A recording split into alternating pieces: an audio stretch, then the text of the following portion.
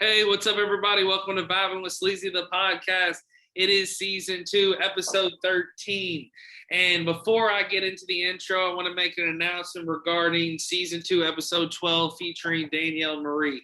Due to technical difficulties, I sent the audio file over to a professional engineer to get looked at. It was a corrupt file. The audio was lost, that podcast. It's never happened before. I was very sad. I have left it uploaded on all the platforms, even though it's blank, because me and Danielle are planning on to do a re-edit and a re-record. So we'll just upload it onto that. But the podcast will continue. You know, shit happens. But like Mike, the situation from Jersey Shore always says, you know, the setback is bad, but the comeback's always bigger. So the comeback's happening, and like I said, I'm a perfectionist, so I was very disappointed for the episode to be blank, but it proved to me how many people do download and listen and reached out and told me about it. So again, thank you everybody for understanding, supporting. Again, technical difficulties happen. I've been very blessed. Nothing's happened before. But again, thank you everybody that has been listening and downloading. You all have been great, and the listen's been really coming across the board. So I can't thank you all enough. Over 30 countries now, so it's been huge. But my special guest is a guest that we had on season 1. She's one of the beginners, one of the first 5 episoders. One of my best friends, coming live out of Hendersonville, Tennessee, which is a city north of Nashville, Tennessee. So it's none other than Christeen Hernandez, aka to some people of the podcast fan call her the horse girl. So she definitely owns horses, rides horses, and so yes. But this episode is coming live via Zoom. The internet connection's good. However, there always can be technical difficulties as well on Zoom. So we're hoping this will go smooth. And right now, I'm excited to get this episode going, get a new one fresh up. And it's always good to have Christeen on because it's good catching up. And I know people that have been tuning in since day one will love to hear a recap. So Christeen, welcome to the show. How have you been? Doing good, working a lot, but doing good. Awesome. So you are still working at the vet clinic, that is correct? Oh yes, not leaving there. Awesome. So how's that been going? Have you all been expanding? Is there any updates, anything new at the clinic? Nothing new, really. Last time, I think we were curbside now, but our doors are open, so we allow clients to come inside and be with the doctors and their pets while they're getting examined and whatnot. Oh, that's awesome. That's a big step. And that's definitely important, I know, to the patients and the animals, because it always can be scary going to the doctor even when you are an animal. Mm-hmm. I know that from being a cat owner. So definitely the vet can be a scary place, but I know you all take care of them well, and I know you get to interact with a lot of them. So are you excited now to be able to have that interaction with the dogs and like cats, when I know you've had some where they're behind your desk or they come to, visit you? Mm-hmm. Yeah. Since we've opened our doors, client relations has gotten a lot better. I actually have a lot of clients who like me and are excited to see me, and so are their dogs. Oh, yeah. And I always have a desk companion with me, so that's nice. And I bring my own dogs to work all the time as well. Yeah, shout out to dogs real quick. Shout them out. My little Turk Wienerman and Summer Scrumpy. So yes, you are a little bit of a dog owner. Yep. And if that Summer Scumpy, that reference, if you're a fan of Big Mouth, Lola Scumpy's last name. Okay. Very good Netflix show. Yes, that is Nick Kroll is involved with that show, and I don't know. And then my all-time favorite, John Mulaney. John Mulaney, yes, he is. He's great. I mean, John Mulaney has stand-up that just makes me absolutely cry, laugh, and I can watch John Mulaney from start to finish and just be hysterically just like happily. His stand-up is fantastic. I quote it on a daily basis. And not to mention, he's not a bad looking dude. Well, yeah, and he definitely. I know ladies do like him, and he's very talented and great writer, great comedian. He's been doing well, and then he had the rehab stint, but I think he's bounced back, and I think he was going through a divorce or some kind of deal, but I think overall, he's kind of recovered, and that shit happens when you're in showbiz. It can happen to the best of all of us. So I'm glad he's doing good. Yeah, everybody's on drugs though. Yeah, exactly, or want to be on drugs. At the end of the day, drugs pretty much rule the world in a way. So that I know. And then Nick Kroll, he's hilarious. He's been in so many shows, and the Nick Kroll show is just classic to me. It's just like Kroll show. The Kroll show, and it's really great sketch comedy, and even the guest comedians he has on, and one thing I learned about comedians, like I'm friends with like a lot of amateur comedians. However, like talking to Donnell Rawlings and Doug Benson when I've met them at comedy clubs, like they both have said, the whole comedy community is just a big group of friends. Some are big, some are medium, some are still amateur, but they're all hanging out. Like nobody kind of frowns on anyone, and they're all kind of like a family. And like people know who's a piece of shit, people know who's cool, and they all kind of got their groups. But it's cool to hear that like behind the scenes deal. And so a lot of comedians, I think that's neat that they all like kind of interact. So like Nick Kroll, I notice a lot of times when he's on shows, he has so many like characters like that are friends of his that are comedians, and some aren't even that big or you can't even really name. So it's pretty cool he does that. So with the vet, I was going to ask you, so we did discuss this on season 1, but your vet pretty much does all kinds of procedures, correct? Yeah, we're a basics small animal clinic, cats and dogs only, so we don't do exotics or hamsters or anything like that. We don't do horses or cows. But we do diagnose, common diseases like, lymphoma or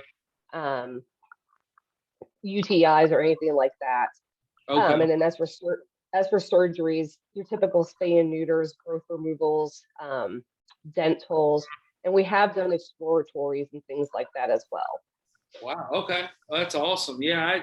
I know that we had discussed a little bit. We didn't go into, too extensive. So, what have you noticed anything during the pandemic with animals that's become a common occurrence that wasn't common before?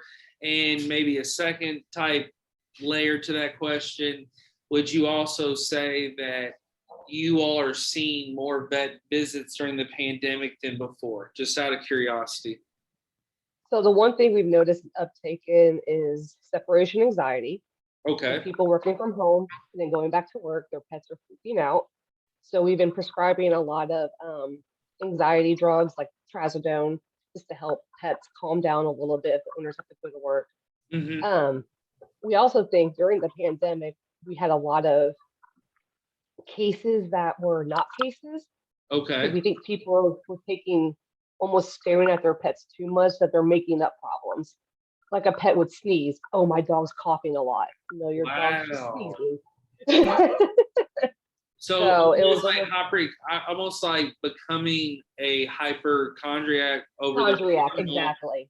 But it pretty much the pandemic created that in them, which is crazy. It did, because they were home so much and spending so much time and every hour with your pet. It's like you notice stuff your pet would do that you may have not noticed before, and you think it's a problem.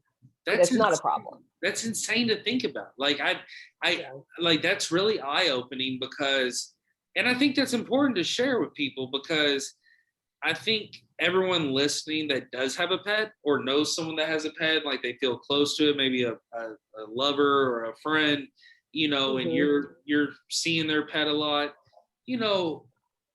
people get attached quickly. And I was very attached to my pet. I get attached to your pets, other people's pets. And you definitely care. You definitely, any whine or any weird way they walk, you're like, oh shit, is everything okay? Because number one, the vet can be expensive. Number two, you want to make sure your animal's okay. I mean, there's so many things that come into that factor. But it's important to know, like that, yes, the vets are there. However, make sure it is a real emergency at the end of Well, the day. that's exactly. It's, because animals do have things that we do. Your dog's going to cough, Mhm. unless it's a consistent cough and it sounds a certain way, like if it's hoarse or if it sounds liquidy, that can be a problem. Oh yeah. But, dogs also sneeze. They scratch. If they're scratching a lot and are losing hair, that's a problem. If they're just scratching because they're itchy, it's not a vet problem. Yeah, It's exactly. just, you have to kind of almost not diagnose it yourself, but kind of like have a common sense of, okay, would I go to the doctor for this?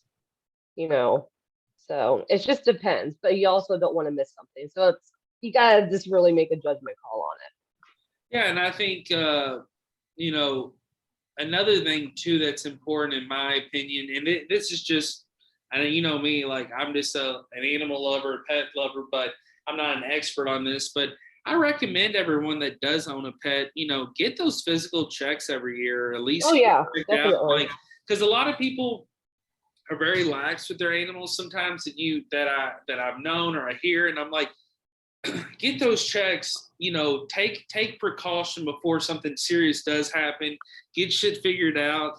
And so definitely, to take care of your animals, because, you know, everywhere does that, like everywhere has a vet, zoo, all these, there's different services, there's community, there's governments, like make sure your animals, you're checked out. It's very important. Well, and there's also, you know, going back to I will share this funny story Yeah. about Turk. Going back to what do you think is an emergency? Mm-hmm. So there was a time I came home, and everyone on this podcast probably knows I am a marijuana smoker. um, I came home Yeah. and Turk came home. Turk was acting very odd, and I started panicking. Was telling Jim he's not acting right. He's acting weird. We got to go to the emergency vet. So I'm about to like put him in the car and leave. And Jim goes on our camera. We have a Nest Cam in the living room Yeah. to keep an eye on the dog. He was reviewing the camera, and I decided to text my coworker, who's a vet tech where I work. And I was like, something's wrong with Turk. Well, lo and behold, my lovely dachshund decided to eat a Q-tip with weed concentrate residue on it from cleaning my Puffco. Oh no. My dog was stoned as fuck. My coworker texted me back and said, Christine, your dog is high. That's awesome. Turk So, baked.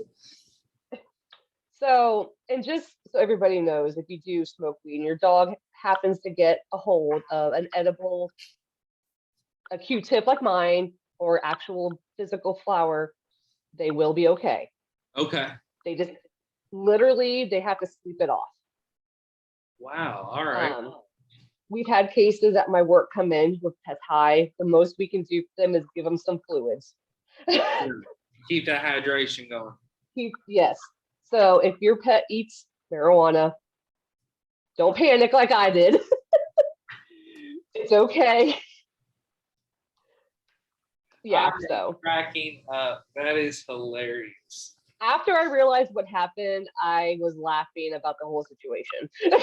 And he's so little. So at the end of the day, he's like such a little boy that his tolerance was definitely probably a He's better. he's never ingested it before, so that was his first experience. Oh, my boy Turk was ripped. He was ripped. So yeah, Turk Yeah. is the man. Turk is the man. He's a great dog. But now going back to the pet care situation, they say about annual exams. Yeah. Those are very important. And if you can't afford like an exam fee at a vet clinic, there are pet community centers out there that can help with annual exams and vaccines. The Yeah. basic things your dog or cat needs. like in Nashville, there is one. It's the East National Pet Community Center, and they do discounted annual exams and vaccines there. That's awesome to know. Yeah, shout out to Nashville, Tennessee. A lot of residents do listen to this show, so spread the word. And that same in Louisville, Kentucky. Metro Animal Services is great.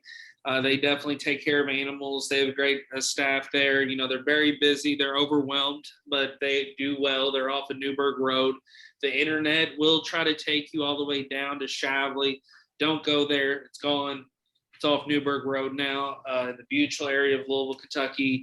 Also, Kentucky Humane Society is fantastic. I've worked with them for years, love them. Had my cat there. Know other people that have worked with them or have gotten a pet from them. So they do great services. So Louisville's really blessed with that animal care. And then every metro city will have something like that. So just Google it. It's good to know that. Like, the government can suck dick for real. It can be really shitty. But at the end of the day, government can be good too from the standpoint, what they do for animals. I feel like with zoos and parks and the funding of animal things, those are the important government things that we really got to be thankful for, being fans of animals. So how has, I definitely asked you this in season 1, and because I love the community. I think it's cool. I did spend a little bit of time there when I lived in Nashville back in my college days.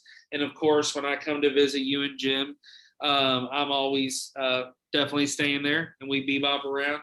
How is Hendersonville and what is the update? Has anything new been happening? I know it's definitely still a growing city. So Hendersonville's still growing. We have gotten some new places. I mean, nothing crazy. We got a Popeyes. Yeah. Oh yeah. They're actually building a Whataburger in Gallatin, which is about 15 minutes north. So that'll be dope. Yep. Oh, and we're possibly getting a Costco here in Hendersonville, which I'm pumped about. Okay. Yeah, we got 2 here in Louisville. It's definitely big, and we got Sam's Club as well. I'm a Sam's member, but I also we're Sam's Club member too. But yeah, Sam's. We love Costco. Yeah, it's gonna be.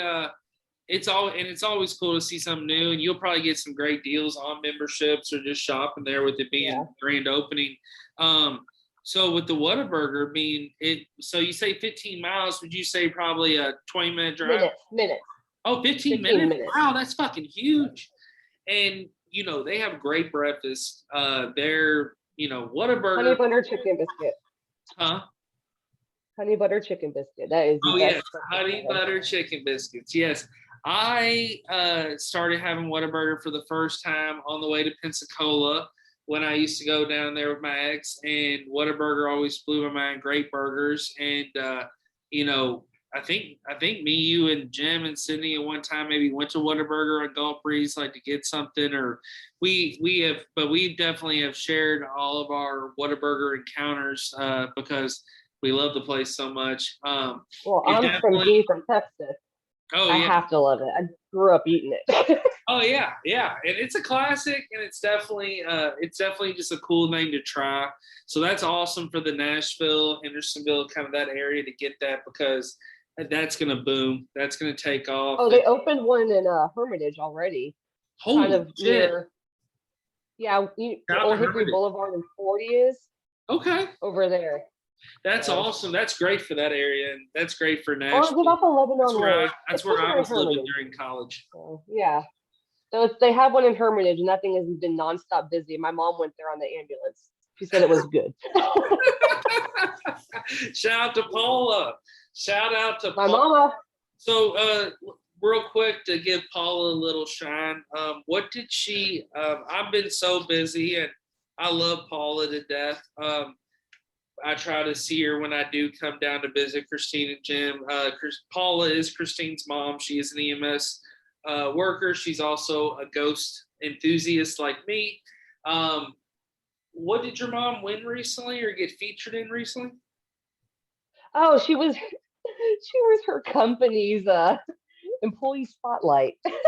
Oh, that's awesome. Yeah. So Paula got a employee spotlight. So Christeen, definitely share this episode with your mom. I know she is on social media and she's a supporter of me, but she might not have tuned in, but definitely have her listen because I want to make sure she knows we're proud of her, and we thank Paula for what she does. Paula, she's been working this pandemic. Paula's been through a lot. She's a warrior, and Paula's a lot of fun. She's hilarious, and she's a badass bitch. She cracks me up, and she can sing and dance. She's a lot of fun. So, and then shout out to Paula's mom and dad, Christeen's grandparents, another good group of people. So, had to definitely make the shout out to them, and shout out to Jim, of course. So, I talked to Jama recently. What was dope was me and Jama, we love each other. He's still my best friend and my brother. We stay in touch as much as we can. But, you know, we got busy. But during the football playoffs, we kind of reconnected and like got to talking. And, you know, my Bengals beat his Titans, which was dope. And he was sad. But he rooted for me in the Super Bowl, but he definitely reached out during the game and was like talking shit, but was having fun, and we were having a good time. He was just like, I can't believe what's going on, but he definitely wanted Joe Burrow to win. But we'll be back. Bengals ain't done. But you know, one cool thing about Jama that I've noticed, he has a nose ring now, which is sick. Yep, he has a. Yep. Yeah, I noticed that too. I was like, okay. So yeah, but he's doing good, and you know, his growing up, and I'm always proud of him. I love him to death. He's my boy. So shout out to Jama. I'm proud of him. Shout out to April and you know, the kids and the whole crew. But yeah, so with Hendersonville, I was gonna ask you too. So like where you live, you always have had this like, and I'm not going to share where you live, of course, but I'm saying you've always had this kind of secluded private area, kind of where you live. I feel like kind of tucked off that road, and there's some businesses, but there was developing going on. Did they start developing in your area still, like closer there to the highway? Yeah, it's mostly like offices and doctor offices. So nothing crazy. They're building another one next to the one doctor's office, the TOA. I think it's just going to be another probably pediatric office or dental office or something. I mean, that's just like tons of money coming to your area. I mean, that's just there's a lot of money coming, but there's a lot of people, and you know, it's getting so crowded. Now, let me ask you this: do you feel like it's becoming another Nashville, or do you feel like it can't ever get to that point, or do you feel like you feel like it's going to base out? Like you think it's going to reach its limit? Well, I think Nashville has reached its limit within city limits. Yeah, holy shit. It's wild. But everything is spreading. Mount Juliet's gotten huge. Yeah. Traffic there is like all the time. Hendersonville hasn't gotten that big yet, thankfully, but they keep building more apartments and more subdivisions. So that's just going to keep bringing more and more people in. Don't get me wrong. I don't think it's going to be as big as maybe Murfreesboro, but they're building. Okay. I mean, I was wondering. I was curious. So yeah, it definitely sounds like it's booming. It's always interesting to talk about that because of how Nashville's grown. I mean, from the 80s, the 90s, 2000s, 2010. I mean, it's nonstop. Yeah, I mean, yeah. And I'll be honest, like, I think we have talked about this before, and I've always felt this way. I know you lived there, you grew up, you went to school, and you're still, you know, in the area and stuff. However, I felt very blessed to live in Nashville when I lived in Nashville. Like it was a great time. It was still a good amount of people, good restaurants, good tourism, like fun shit to do. Downtown was popping. Like I felt like I did everything, which was dope. And I met so many fun people, and I had just a fucking blast. Like my 4 years in Nashville was incredible. I'll never forget it. However, though, it's changed so much. Like I still love it. Still love coming down, seeing you all, seeing everybody. Like it's still, you know, in my heart. However, though, it's definitely changed. And I love always when I visit, I always ask y'all about the updates because when we go drive out to downtown to get some food, or we go do something, or even if we're there, it's like, holy shit, when did that pop up? I felt like I was just here 7 months ago. And you're like, well, that popped up, that girl. It's just, it's so much. And I know you have to have that supply and demand, but I mean, do you and Jim, I know you and Jim talk about a lot of stuff. And of course, I've told Jim this before. I feel like Jim's just one of the smartest people I've ever met in my entire life. I respect the shit out of Jim because he's fair and he has great opinions and facts. That's why I love the shit out of Jim. But something he always, I feel like he'll keep it real when something's like going well or something's going wrong, like with the market or money, like just kind of talking about the city. Do you two talk about, do you think businesses are going to get to the point where people aren't going to be able to survive, like, because there's too many of like this kind of industry or this thing, like, oh, there's too many dry cleaners, there's too many, all these kind of, because it seems like everyone's trying to start a business down there. I think it's almost already gotten to that point just because there are so many places down there, it's saturated, and it's just that whoever is going to be good is going to survive. There's bar and grills everywhere, and there's, I don't know. It's just, there's already a lot. It's pretty hard to keep track. It is. It really is. I don't go downtown often ever. I really don't. Yeah. Because it's changed so much, and sometimes I don't know where I'm at, or I don't know the road. But and you've done it, and you've done most of it. You've experienced downtown. Yeah. I'm not gonna lie. See, when I have to go downtown, I'm like, fuck, I gotta go downtown. I've become such not a homebody, but such an introvert into my own area. There's nothing wrong with that. Like, it's so interesting you say that, because Paige, someone, a frequent guest on the show, a psychic, love Paige, she's turning 30, and she's kind of going through this thing where she was battling with, she's felt so introverted here lately, where she used to go out and do all this stuff, and she's so comfortable like in her own zone. And she's like, but I want to go out for my birthday. She's like, I kind of feel like I want to go out. I said, and I literally just told her, I said, you're winning no matter what. I was like, you've lived a great life. I said, look back on those experiences as fun. It was a great chapter. But I said, if you're comfortable in your introverted zone, so be it. Sometimes things overwear their welcome and you get tired of it. And like, I'll be honest, I can't believe, I'm so shocked, because not only have you, Jama, and a few other people have shared these like Broadway Instagrams and these hashtags to look for. It's chaos downtown. It's not the same that I used to experience, like where I had my 21st, like, Tootsie's, all that. It's dope, but it is Eric, fucking shit shows. No. I used to walk downtown Broadway, 2nd Ave, by myself. Yeah, me too. Yeah. At night, as a woman, first of all. And Church Street, we used to park there all the time, right there on the river. Yeah. Like, even with the homeless people, we just walk by. I'm saying business. You would not catch me doing that now, because of the amount of that crime, the amount of homeless people now in downtown, which is just insane. And just the amount of just unpredictability. You never know what's going to happen when you're downtown at night. You're Broadway.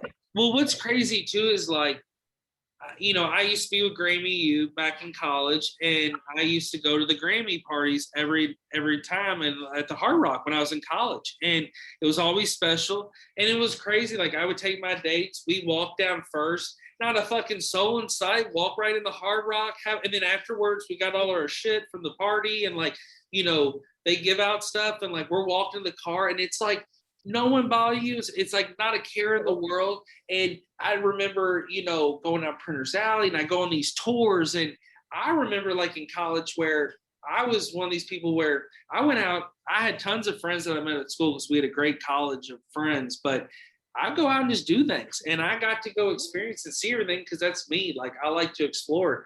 And I just felt like I could do that, and I could do it solo. I could take friends out, we could just go do it and hit 5 things in a day. Nowadays, when I've been downtown, it's like I don't even know how to get to fucking point A to point B without a 30-minute wait.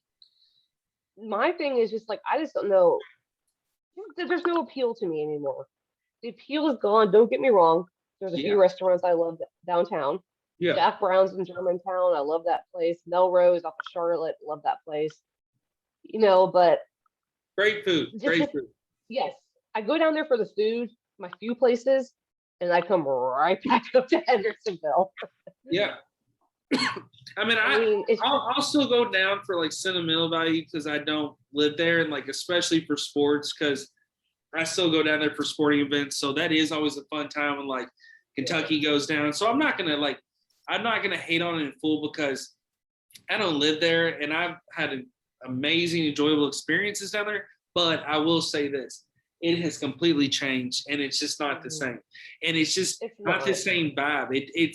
I'm never like, when I come to visit you all or visit Java, I'm never like, I want to go run to Broadway. I want to go, like, it doesn't have the appeal anymore. Like you said, I just feel like it's really changed. And I kind of almost want to just have the memories I had, about it, and not see what's going down, because the shit I see on Instagram, it's some wild shit.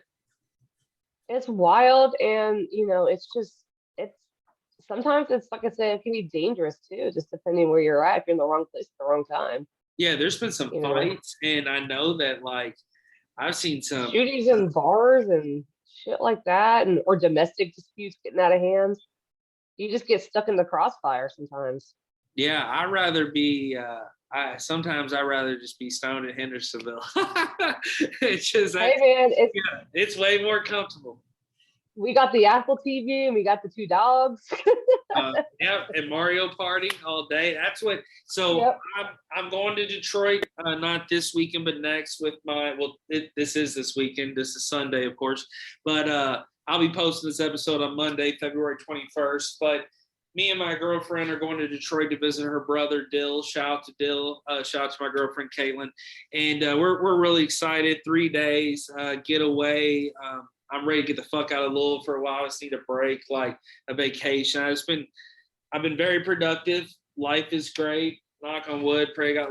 Life's been fantastic. I've been feeling really blessed. I just quit my rental job, my part-time job with Billstop Properties. So I was able to step away from that. It ended well. Got to rent out my roster, and it was a great run. Great reviews, great staff to work for. So shout out to Billstop Properties. They were great to me. I was very thankful for the experience. Shout out to Mary Jarrett for getting me on. I can't say enough how much they saved me in so many crucial times.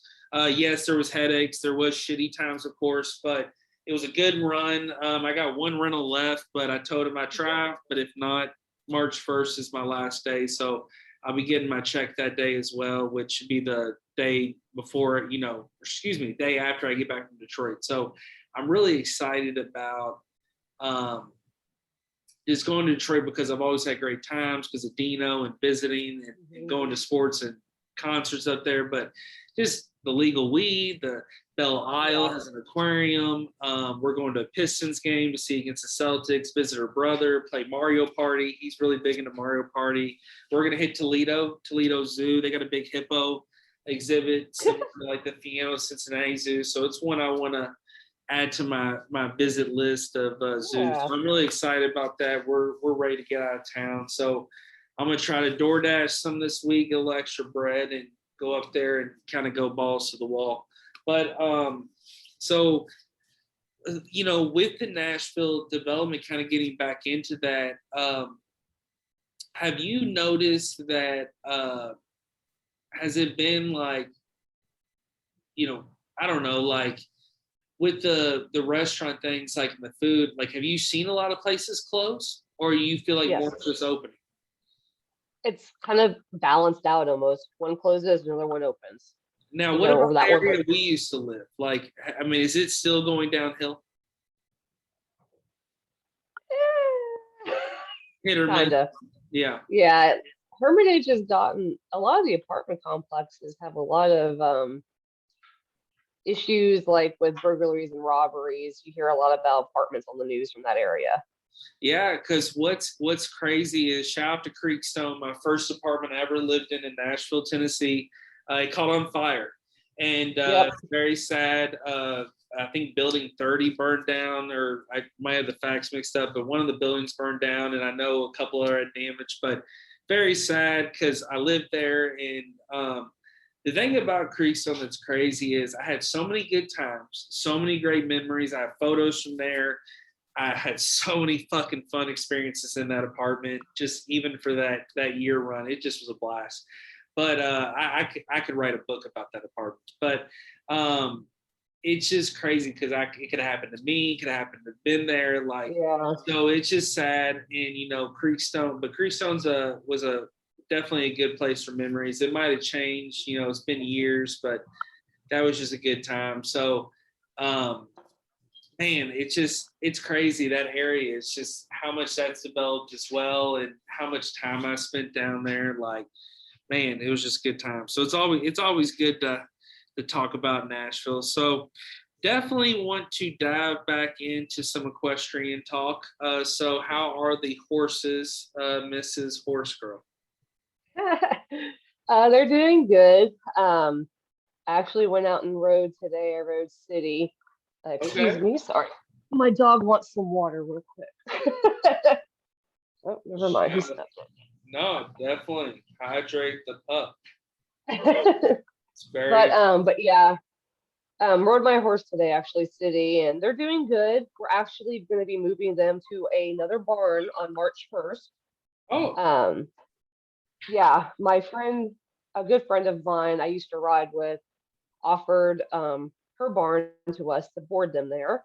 nice. So I'll be riding with her, and she has a thoroughbred as well, and two other horses. So they'll have some buddies out in the pasture, and I'll have a riding companion to That's hang out awesome. with. So No, that'll be that's nice. that's incredible. And I mean that socialism for the horses would be great. And they get to Oh yeah. interact with other horses. It's like, it should be a balanced thing. I mean, that should be a lot of fun. I mean, how is it introducing horses to another type of horse that they've never met? Well, it's kind of just throwing them in the pasture and hope for the best. Yeah. I mean, So I mean, or they might even like, I mean, it seems like with horses, when they kind of just, if they didn't like each other, kind of just stay apart, they wouldn't go attack each other. they will. No, if they don't, if the horse knows that they don't like each other, they will. They won't be around that particular horse just because there's a pecking order. You always have one that's a little bit more dominant, while the other one could be a little bit more submissive. Okay, that makes sense. Because I was always curious how that would be, because it's tough sometimes when you introduce dogs and cats. Yeah. You gotta the trust and the territory process. Um, would would you say that with your horses that is there anything that you've noticed during the pandemic for your horses, or they've been fine? They've been fine. That didn't really affect them. I mean, they got ridden more, which Yeah. that was not that was nice. But I'm with my one horse, Willie. I'm currently restarting him for about the sixth time, due to injuries or other issues going on. Okay. So he's he finally got shoes put back on. Thankfully, we've been dealing with bad hooves, and then last summer in August he had a giant eye puncture, so we Oh, had to sure. deal with that. So it's just like he's a problem child. What can I say? He's got to take care of himself. He's a crazy boy. But no, it's always good to see him when I come down. I always play a little Old Town Road and get my get my pets in, and get my feet Well, on you're gonna. to walk around. Yep, you get to see chickens at this new barn because she has like 8 chickens. Really? Yeah. Wow. That's Yeah. awesome. I love to see them run around. They're wild. Like, but that's Oh cool. no, these chickens will walk right up to you and you can pick them up. Is So it just for laying eggs, or is she doing it poultry, or what?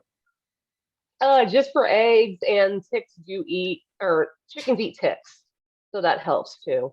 Oh, okay. Which That which is makes sense. nice. I didn't think about that. Yeah. Yeah. They Man, I remember I had a friend that had like a little chicken coop down by like a pond. And I just remember one night like turning, like I had to go down and help her turn the heat lamp on for the chickens, and all the chickens were making these noises, but they like were warming. And but it was kind of cool to see. And it was also kind of nasty in there. I was like, man, these things are, they were a little stinky, but it was cool to see. Yeah, you have to clean a coop out.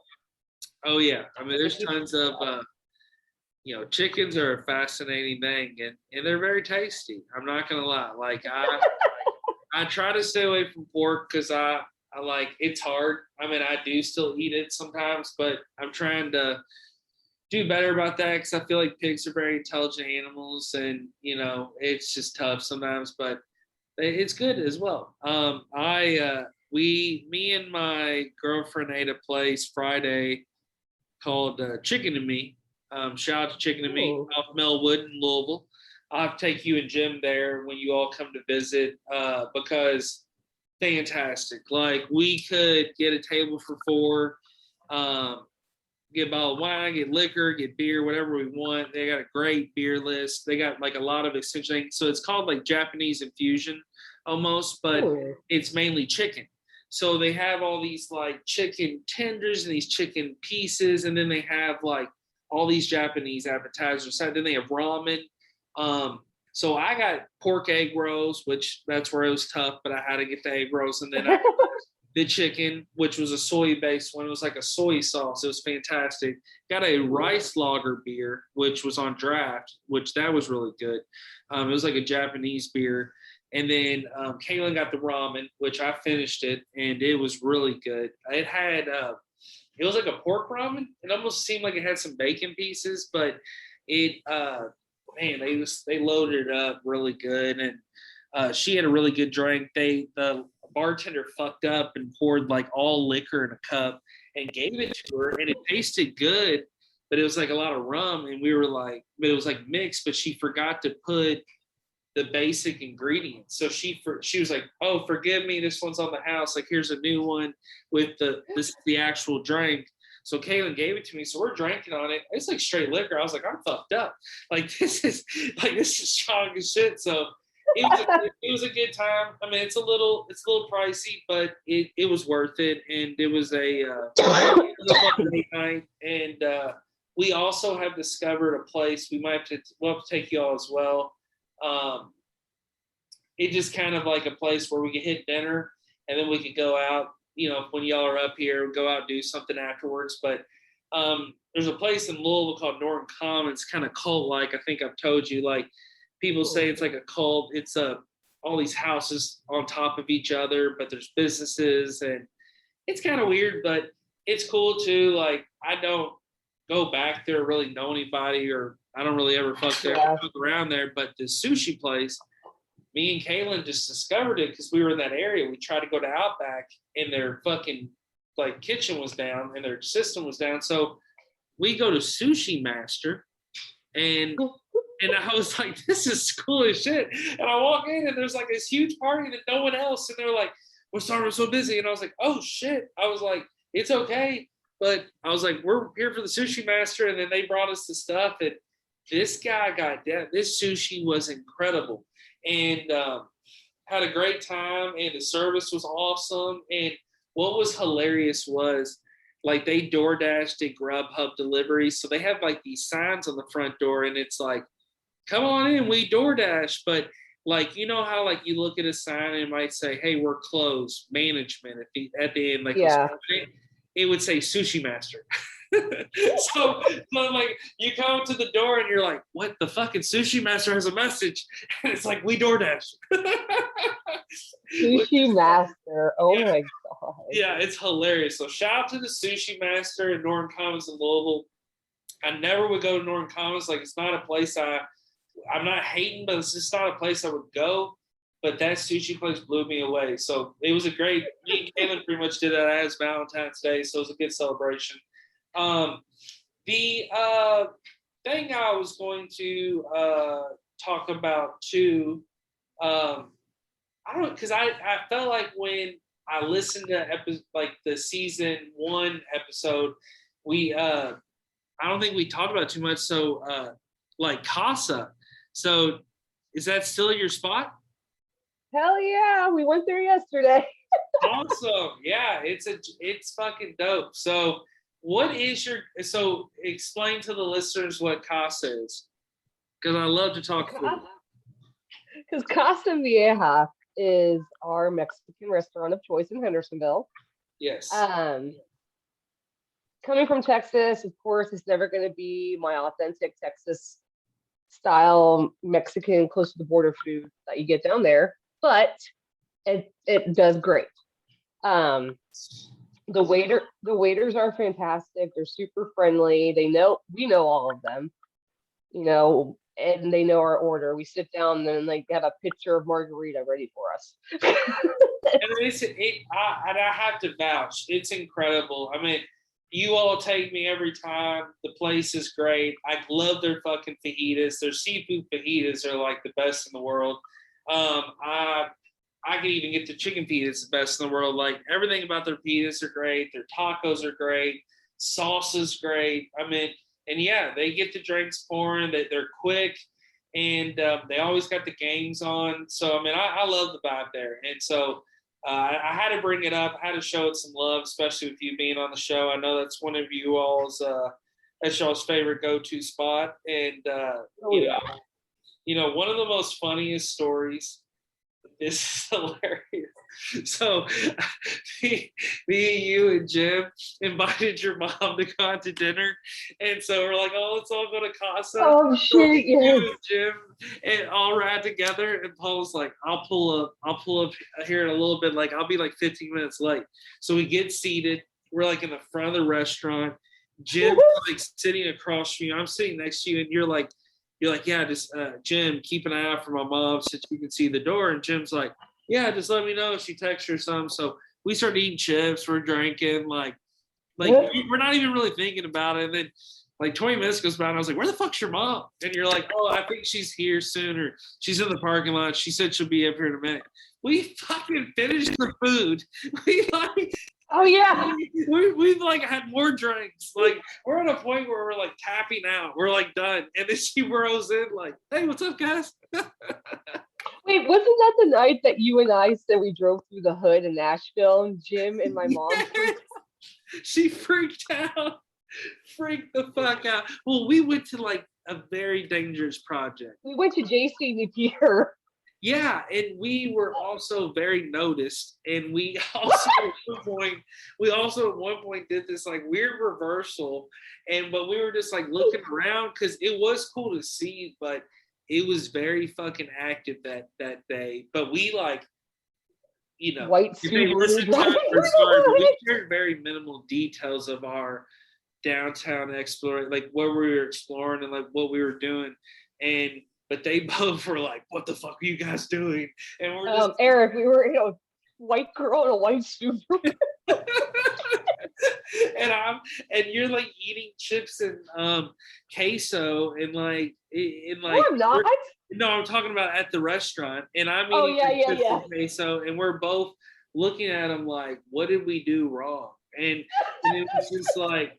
But we were just kind of driving through just random projects in your Subaru. It just was kind of like, it was like, oh, hello, everybody. And so people were just looking at us like, what are y'all doing? So,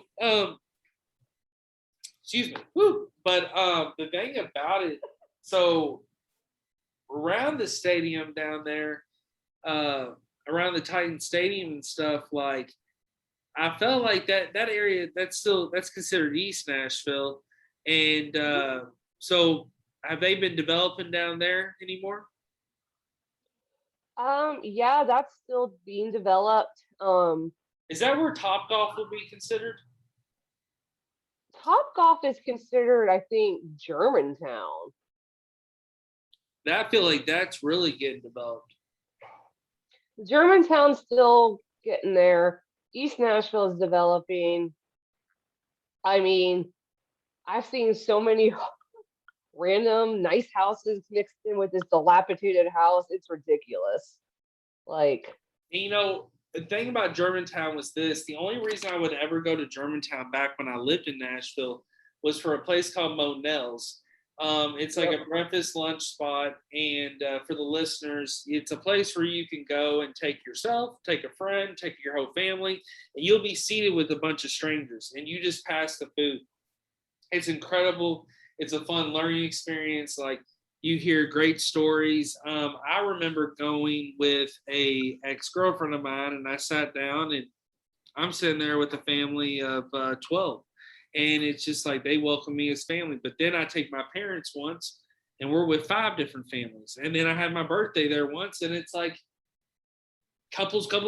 So, and there's like 8 of us. So it's a really cool experience. It's in Germantown. It's like an old house, and great food overall. And there's another one by the airport, but it's called Monell's. Mm-hmm. But yeah, that at that time, besides that kind of that park area, and kind of, I guess you would say, municipal auditoriums in Germantown area, that's really it. Mm-hmm. But I know it's definitely developed. I mean, there was a fruit market down there at one point.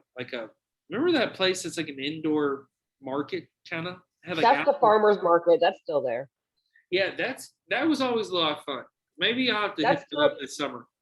We can do that. That's a fun place to go. They have a really cool it's Gardens of Babylon, which is this badass plant place. You can find all these cool plants and stuff there. It's like a garden center. That's sick, because I love good plants, and I love, of course, shout out to the weed. But no, I'm just saying, but I love plants in general, and I was a big cactus guy there for a couple of years back, but I've been getting into kind of botanical gardens, like, in visiting places. I went to the botanical gardens up in Cincinnati. They pretty much have this. It's pretty much Cincinnati Botanical. It's on top of Mount Adams up there by the park, and man, it's beautiful. Like, they have some guy that took a chainsaw and he cut all these different landmarks of Cincinnati into wood.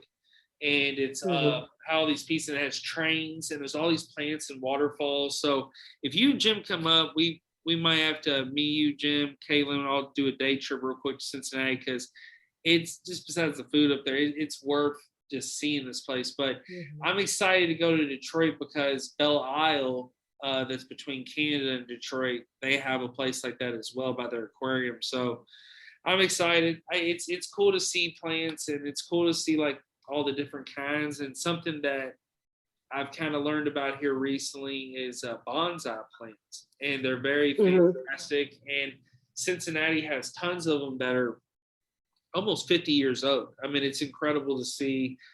Very expensive, very rare, but you got to really take care of them. Somebody that's into bonsai, which is shocking, is Tommy Lee from Motley Crue, a big bonsai guy. So, it's a lot of people are into it. Caitlin's dad's into it. So I've always found it really incredible.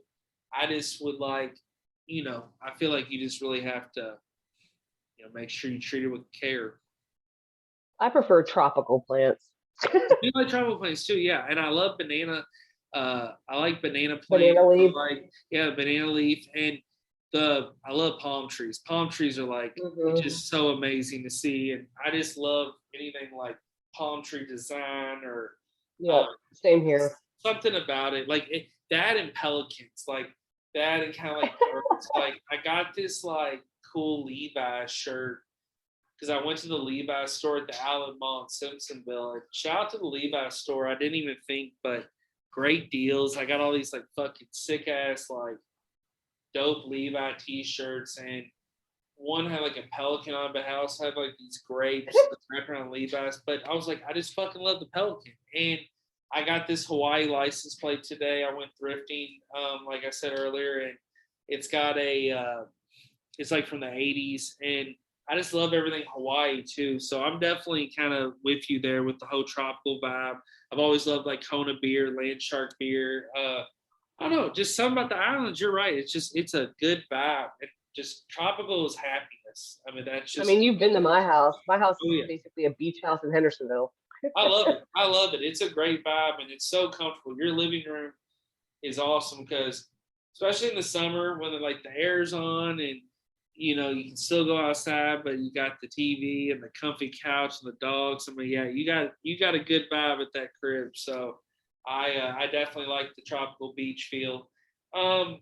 So I was always curious to ask you because we have talked about Navarre, of course, and Pensacola in past episode, and we've talked about Florida, and we both love Florida. But something I don't think we've ever discussed. Have do other beaches catch your eye, or like have you ever researched or explored other beaches, not just in Florida, but I didn't know since you are into such tropical things, like what other beaches catch your eye, or like what places would you like to maybe spend a weekend or a week with Jim or friends or family? Like any research you've ever done on that? Yeah. So I honestly will always love the Gulf Coast, from Florida all the way to the Keys. Yes. Um, I've been to Tybee Island, Georgia, and that is a very different style beach. Obviously, it's on the Atlantic coast. Yeah. The sand's a lot different. You can ride your bike on the sand there. Um, the tide goes out a little further, so you can walk pretty shallow, pretty far out, but the water is a lot different. Okay. It's not that, it's a different type of like just look. It almost looks, it's not brown, but it's like a darker color. And it's just different. It has a different vibe to it. It's a cute little beach town though. Like I would definitely go back to it. Yeah.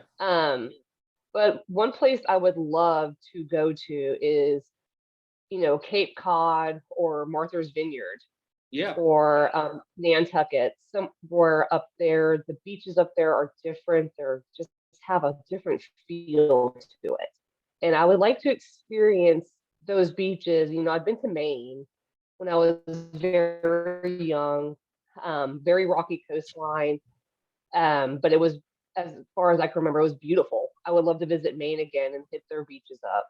Yeah. Not for swimming, but just, for just to view and look and experience. Now, I will totally agree with you from the standpoint of a couple things you said.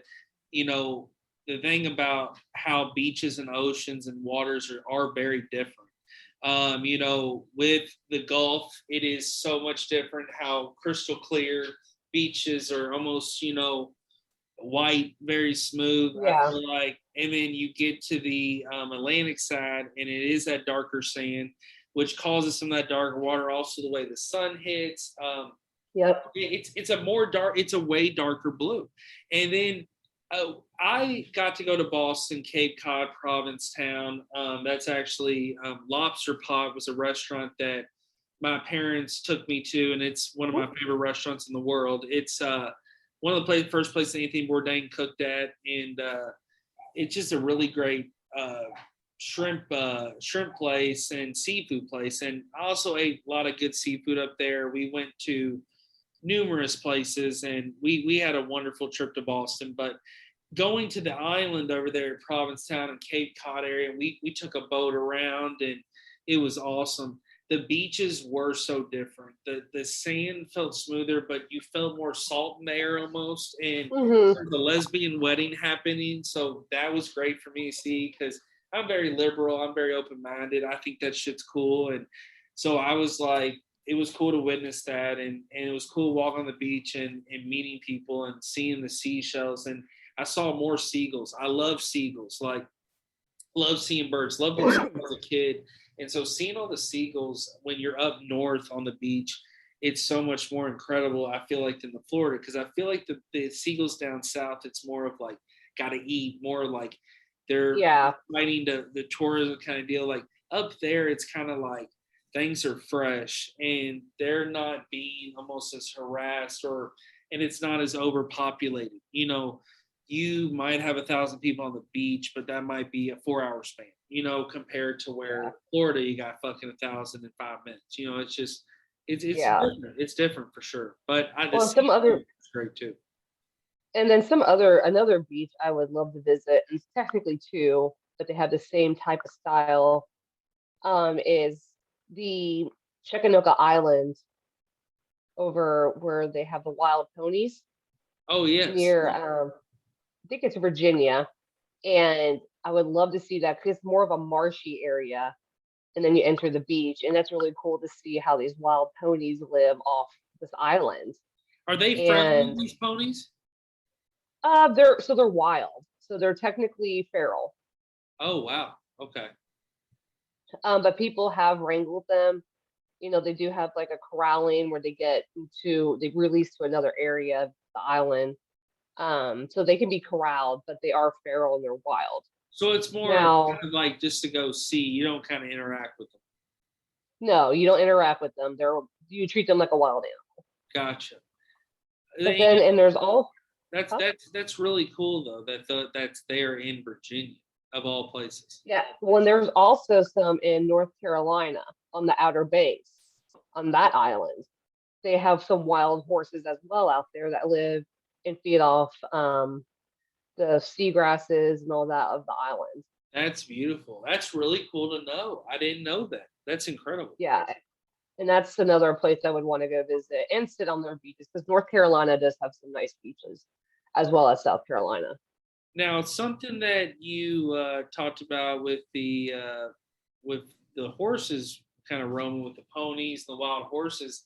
So I talked about in episode 12, the one that's fucking blank and didn't upload.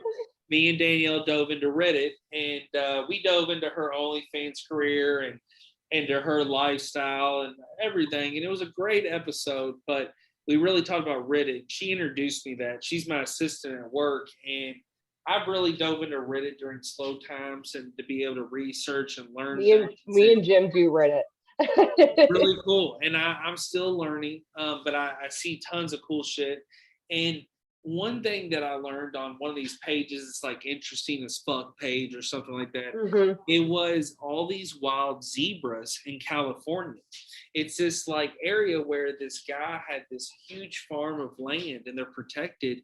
And it's just they just allowed these like zebras just to roam. And it's a shitload of them. They populate and they reproduce and they just roam wild and they're protected. And it's really cool to see like a big ass fucking area of California with zebras. I mean, that's yep. I've heard about that one. I thought that was pretty neat as well. I YouTubed it, and you got a lot of private security cameras. You got people that come to the fence line to film, and you'll see the zebras way out, and they're just kind of, some are just sitting, some are roaming. So yeah, it's really neat, and I think that'd be cool to kind of see more with a lot of animals, just kind of like just a roaming fields, like that'd be sick. But would you say that with the islands and like visiting islands and or like beaches and different things like that, what is it that amuses you the most besides like just the weather and being beautiful? Like, do you feel it in the air? Does it change you when you hit that air? I think it's just when I'm down on the coastline, like when I'm in Florida, I just have an instant feeling of zen. Yeah. I feel calm. I almost feel like I'm not myself. It's like a different person, but at the same time, it's me. I don't know. It's a strange feeling that you can't explain, but you know it's there. Yeah, I feel that. And I just wanted to ask, because that's the same way I feel. Like you go down there and it feels different. You're away from home, but you're in a place where you want to be, and you feel that tropical vibe, and like it's just there. I feel safe there. That's another thing, is like I feel 100% safe. Like I walk around, I don't worry about anything. I have a hard time meditating because I'm an anxious person. And the only time I can actually meditate is when I'm in Florida because I'm that relaxed and comfortable already. That's interesting to know. Like I always wondered that with you, not in a bad way. I just always wondered how you did prefer to meditate or reflect, because I feel like I've learned, especially doing this podcast and just talking to friends, I'm a big reflector, meditator myself. I really have to do it when I'm isolated. I can do it at home, but everyone's different, of course, like you said. but that's really neat to hear that you feel like you can do it there. Like, I guess to dive deeper into that, not to get too deep, but do you feel like since you're doing these once a year trips to Florida or twice a year, do you feel like that reflection, that meditation that you get in all those days, does that fulfill you until you know you're going to hit back there again? Does that give you your zen for like, okay, I've done it 6 months, I'll be back again? Is that how you view it? Kind of, yeah. Because I've been doing twice a year trips basically because I go with Jim. Yeah. At the end of the July, end of July into August, and then I go again with my mother and my half sister and her best friend in October. Yeah. Um, When the weather so is I, still I perfect. Woo. it's perfect either way. I love it hot, hot. I love it Yeah. warm. I've been in December when it's cold. Um, but I do feel like need meditating there because I do it more than once. Yeah. So, I sit on the bay, and I'll roll a joint. I'll sit on the bay. I'll just sit there for an hour or two and just, I'm at peace. And yeah, I feel like it does kind of, I'm good because I know I'll be back again in 6 months or so. Yeah, because that's how I felt, especially back in the day when I would make those reoccurring trips to Florida. But that's how I feel anymore with just trips in general. Um, I know I'll go back to places, like I know I say that. I know not every place is revisitable, um, just on timing and stuff like that. But Hmm. I love to go to different places. I'm always planning trips, and so I'm glad that I keep myself active, and I'm glad I'm with like a partner who wants to be that way, and I have friends that feel that way because life's too short, and I want to travel more, and I want to see things. So, but when I go places, I reflect big time, and I always feel that reflection different. And so I totally Yeah. get what you're saying. Where I feel great reflecting home. Like I said, life's good. I'm very blessed. Of course, work has its ups and downs, but other than that, I'm feeling good. And things are good, but it's just like, you know, it's one of these cases where sometimes it's just you kind of gotta, I don't know, like view it as a situation where you're gonna continue battling, the ups and downs. But it's like if you reflect and you get that in, it's like it's always easy to get that zen back when you like look forward to a trip or look forward to it. So like you looking forward to Florida, I totally get that feeling like how it's like I'm Well, looking I mean, I forward to the even Detroit trip. like, I'm so excited. well, like even like when I plan trips, even somewhere like, I'm going to Kentucky, Lexington for this Yeah. horse show with my mom. I'm looking forward to that because I'll be time out of Nashville. I'll be somewhere I love. I love the Kentucky Horse Park, by the way. If you've never been, you should totally experience it. Yes. Um, Beautiful. It's a story. I love Lexington as a city itself. I think it's a charming college town, but at the same time, they have beautiful farms and country just surrounding this city. And 100%. I look, yeah, I look forward to going to this horse show. Like I'm excited for it. When I plan trips to Louisville to visit you, it's like, oh, countdown! I can't wait to go. It's something I look forward to. And So, we always have a blast. It's always a good time in Louisville. oh yeah, so it's like I look forward to any trip I go to. And with Jim working from home, we plan to travel more, which is going to be exciting. So, That's awesome. I'm really happy to I'm really happy to hear that, and I'm really happy to you know that like that's how you get that you do get to reflect on, because it's so important, and it's good to talk about that, like reflecting and meditating and kind of mhm. being at peace. There's nothing wrong with it. There's It's really good to do, and sometimes it's good to be by yourself and do that. Like it's healthy to be by yourself and have that do that, or even if you feel comfortable doing it with someone there. I mean, it's just either way, it's really good to kind of get that peace of mind. So I'm glad you brought that up. Yeah, I mean, everybody has it. And, like my mom, for her, it's the barn. That's where she's at peace. around the horses. So I mean, everybody's different, and mine's mostly at the beach. Yeah, and that's why your house is like the beach, because that's yours in. So that's dope, and it's always fun talking to you about the beach, and it's always good when I used to see y'all down there, and I definitely am gonna make a trip with y'all again, and me and Kaylin go down there. I mean, we would always talk about going to the beach or somewhere warmer, even though we're going north to Detroit, but it's like there's still a lot of fun in the cold towns too. I still love going north, but either way, I I am want to plan a ready trip for to the warm. Chicago. So Yeah, I want to Chicago. go to Chicago.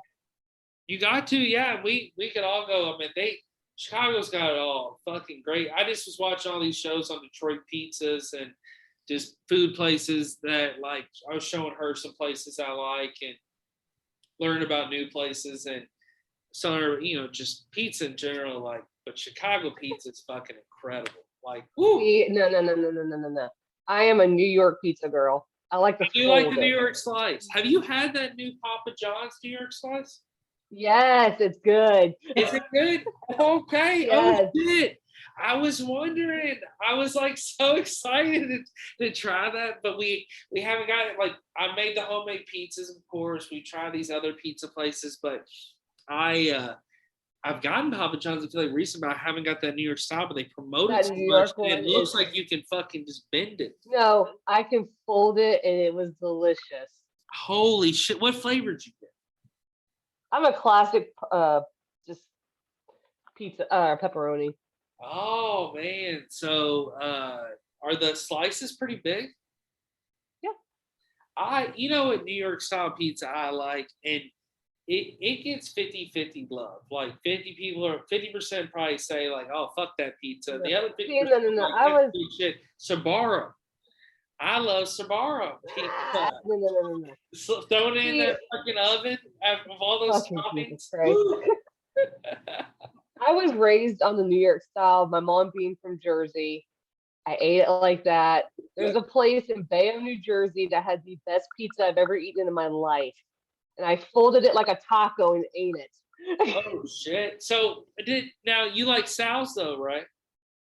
I did like Sal's. They got that New York feel, but something about Sbarro has that New York feel. I remember me and Jama. Is it because that's freaking Michael Scott from The Office? I didn't think about that, but I grew up on Sbarro at the mall. But what? It's my favorite pizza place. It's fucking Sbarro. We used to go to Sbarro. Used to be on 2nd Street. You brought that up. 2nd Street, downtown Nashville. There was that Sbarro there. I don't know if it's still there. On that. I don't think it is. Oh, that was a classic. I fucking used to eat the shit out of that. That was fucking good. They had the fucking big slices. They throw the bread, and they got them in New York, which is hilarious. Like, so shout out to Sbarro. Sponsor me. If I get a Sbarro sponsor deal, I'll lose my fucking mind. That'd be crazy. Oh my god, it's not. I can't. Oh, shout out to Sbarro. I can't with that one. So, what would you say to finish off the show? I definitely have to talk about this. So, what have you been watching lately? What is this? Oh, I was hoping you were going to ask me this. You're into this. So ready. Yeah. My current obsession is Law and Order SVU. Oh shit. Okay. Who's your I have a huge crush on Olivia Benson. She's hot as fuck. Yeah, she could get it. She is the woman of my dreams. And she don't fuck around. No, and that's why I love her. She's fucking beast mode. What's the dude's agent name? What is it? Is he Elliot Stabler? Yeah, he's badass too. He's let me out tell you, but he's badass. That show, and let me say this, there is not one person on that show I dislike. I love all the detectives. Ice-T. I love Ice-T. Shout out to He, Ice he T. gets I love Ice T. he gets gangster in some of the episodes. He does. He don't fuck around. Like No, he doesn't. he's about his business. Like he. Well, and like even the newer characters like Detective Carisi and Rollins and Amaro, some of the newer people that came on and left or are still on there, they're great too. Like I love them all.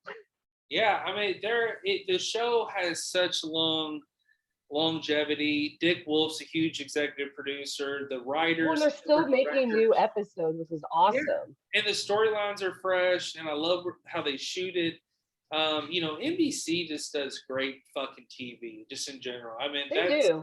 they're the best in my opinion. I mean, Community, The Office, Law and Order SVU. I mean, the list goes on and on. I mean, NBC always delivers, and um, I just the storylines, and two, you can relate to some of the stories, and you feel you feel the passion, and then it is easy to get attached to characters. I mean, I was about to say you get attached to the characters because that's exactly what happens with me.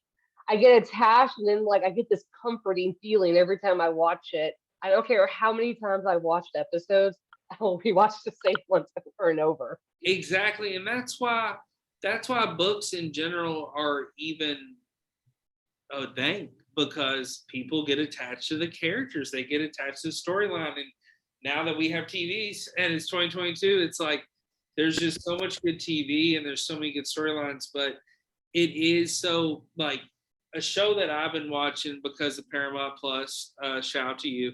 And the thing about Paramount You're Plus, my leech. yes, I am your leech. I love you and Jim. I am your leech forever. I appreciate you all so much with all the hookups on all the streaming. But I love MacGyver, the 80s Oh my show. I'm gosh. into that. It's fucking fire. The storyline's incredible. And I really got into Hawaii Five-0, a show from the 60s. Like, it's all these people, these detectives in Hawaii. So, two good shows are on there. It's old school. Me and my girlfriend been watching Whose Lines It Anyway. So, we've been laughing our asses off at that. That show is classic. And HBO Max has all of those. So, I've been really enjoying watching that. And just those people were so talented on Whose Lines Anyways. Like, I guess they brought it back, but it's just, man, that it showed those guys were good. Awesome. There's another show that me and Jim have been watching a lot and came out with a new season this year is Nick Kroll's Big Mouth. I am obsessed with that show as well. I love all the characters.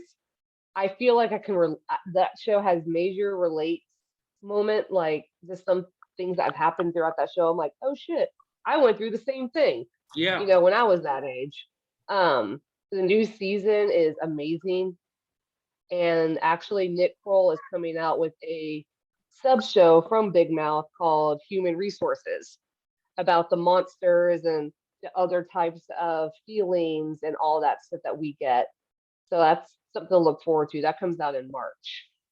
Yeah, he's a talented dude, very smart comedian, and he's somebody that's really building a brand. I know we've already basically talked about him earlier, but it's like I don't know, it's like he just keeps putting out good stuff, and definitely a show I got to get into more.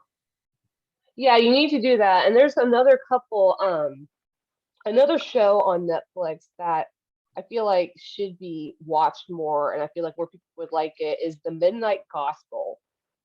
Okay. It's kind of like it's an animated podcast basically, and it's trippy. So if you are a avid smoker, this would be a good one to watch. Okay.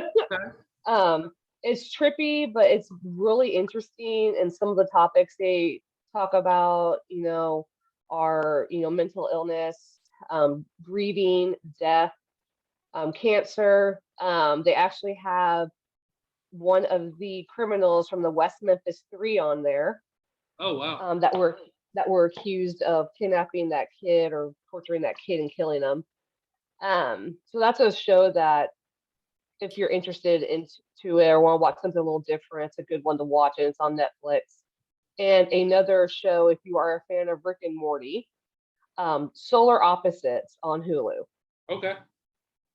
Season 2 is out. It is hysterical, and they also had a Christmas special, and it is hilarious. Great recommendations. I love it, and I know that people that do listen to the show always are looking for recommendations. So I knew you would be the one to deliver, and I'm thankful for that. But I want to say this, Christine. You have been, again, a wonderful guest. We dove into so many different topics and talked about so many things. This episode will drop Monday, February 21st, so tomorrow. I will upload it, and I'll do my usual promotion like always. But before I get into my spiel, I want you to shout out your Instagram or how people could maybe shout out to you to not only ask questions about horses, pets, vet questions, or just a TV show recommendation. Washed Up Equestrian, spelt just how it sounds, on Instagram. Okay. Washed Up Equestrian on IG. Follow her, send a message, make a comment. She's if you like dogs and horses and marijuana. She's your woman. She's your woman. So yeah. But again, I want to thank everybody for listening to the podcast. Thank you for supporting. Again, sorry about episode 12. Everything else has gone perfect with the show. I'm so thankful for this show's run. I'm thankful for everyone I've got to interview, meet. I'm excited about the future. Gonna again do 21 episodes for season 2. So we're getting kind of here in the home stretch, and then I'll take my usual break to decompress and kind of do my own reflecting on the past season. So I'm getting excited about not only coming to an end, but I'm excited kind of about these last few episodes because this is always fun, and it's always fun interviewing you. So I'm really been having a good time, but I'm just really hoping I can keep, just taking this on, and I'm excited about the future, and I want to hopefully get some t-shirts going and some other ideas. So it's a good run. So I will definitely want to tell you again, thank you enough. But everyone reach out, vibingwithsleazy@gmail.com, Vibing with Sleazy, the podcast, Instagram, Facebook. More followers and likes are coming in, so I can't thank you all enough. The downloads are rolling in. And everybody at Buzzsprout, thank you for everything you've been doing for the show. The podcast can be found on all platforms. So again, everyone, thank you for Vibing with Sleazy. But this is episode 13, and we are out. Peace. Bye. Let's see here. Boop.